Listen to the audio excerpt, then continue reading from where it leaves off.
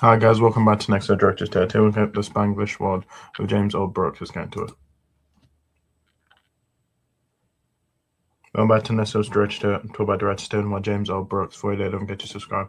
Click HMS algorithm. So then I'm going to go through the movies and TV shows he's done. So to start, in 1983 we had Terms of Endearment, which is an American tragic comedy film directed, written, and produced by James Earl Brooks, adapted from Larry McMurtry's 1975 novel. It stars Deborah Winger, Shirley MacLaine, Jack Nicholson, Danny DeVito, and John Lithgow. It made $165 million on an $8 million budget, and it received critical acclaim and was a major commercial success.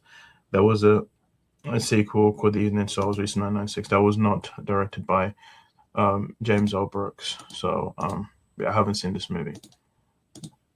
Then in 1987 we had Broadcast News, which is a romantic comedy drama film, and it stars William Hurt, Albert Brooks, and Holly Hunter. Made $67.3 million, $50 million budget, and the film was acclaimed by critics. And then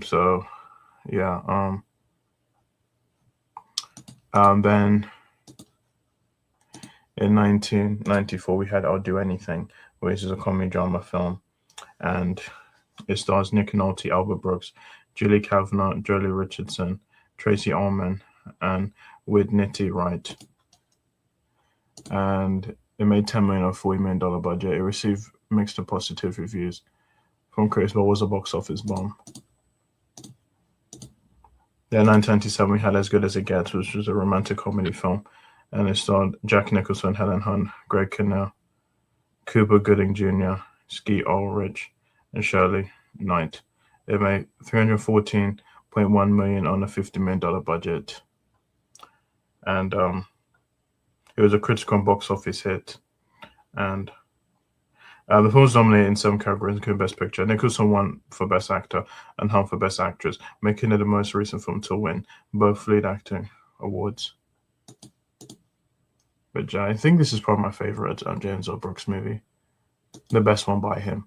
Then in 2004 we had Spanglish, which was a romantic comedy drama film. It starred Amsan, T. Leone, Paz Vega, Cloris Leachman, and it made $55 million, $80 million budget. It was a box office bomb. The film received mixed reviews from critics.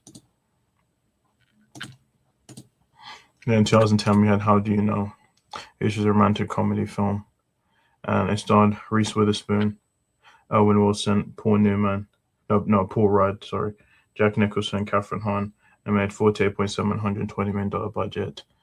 And this was Jack Nicholson's final film role. It was the third film to feature Witherspoon and Rudd, following Overnight Delivery and Monsters vs. Aliens. It underperformed at the box office and received mixed to negative reviews from critics. In 2025, we had Ella McKay, which was a political comedy drama film. It starred Emma Mackey, Jamie Lee Curtis, Jack Lowden, Camille Nagini, Edebiri, Spike Fern, Julie Kavanaugh, Rebecca Hall, Albert Brooks, and Woody Harrelson. Made $5 million, $35 million budget. Film received negative reviews from critics. I did a review on this, and this movie wasn't good. So I'm going to talk about the TV shows he's done. So, first one he did was Room 222. It was a comedy drama television series, starred Lloyd Haynes, Denise Nicholas, Michael Constantine, and Karen Martin. Ran for 5 seasons from 1969 to 1974. Next, we had the Mary Tyler Moore Show, which is an American television sitcom, and it starred Mary Tyler Moore, Ed Asner, Gavin MacLeod, Ted Knight, Cloris Leachman, Valerie Harper, Georgina Engel, and Betty White. And it ran for 7 seasons from 1970 to 1977.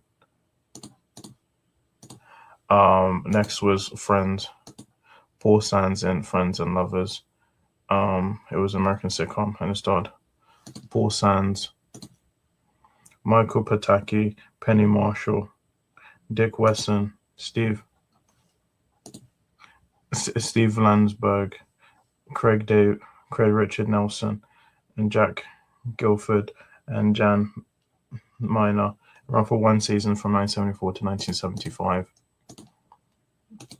Then we had Rhonda, which was an American sitcom, and it starred Valerie Harper, Julie Kavanaugh, David Crow, Nancy Walker, Harold Gold, Lorenzo Music, Ron Silver, Ray Buck-Tenica, Kenneth McMillan. It was the first spin-off of the Mary Tyler Moore Show, and it ran for 5 seasons from 1974 to 1978.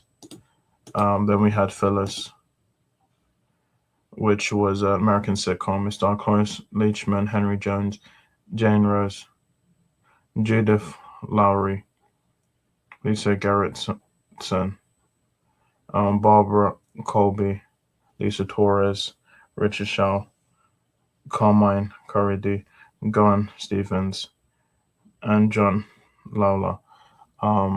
It was the second spin-off of the Mary Tyler Moore Show, the first being Rhonda. It ran for 2 seasons from 1975 to 1977. Then we had Lou Grant, which was an American drama television series. It starred Ed Asner, Robert Walden, Linda Kelsey, Mason Evans, Jack Bannon, Dara Anderson, Nancy Marchard, and Rebecca Balding. The third spin-off of the Rhonda Fellows of the American sitcom, The Mary Tyler Moore Show, ran for 5 seasons from 1977 to 1982. Then we had Taxi, which was an American television sitcom. It starred Judd Hirsch, Jeff Conaway, Danny DeVito, Marilu Henner, Tony Danza, Randall Carver, Andy Kaufman, Christopher Lloyd, and Carol Kane. It ran for 5 seasons from 1978 to 1983. And then we had The Associates, which is an American sitcom, and it starred Wilfred Hyde White, Martin Short, Ali Miles, Joe Regabolto, Shelley Smith, and Tim Thomason. And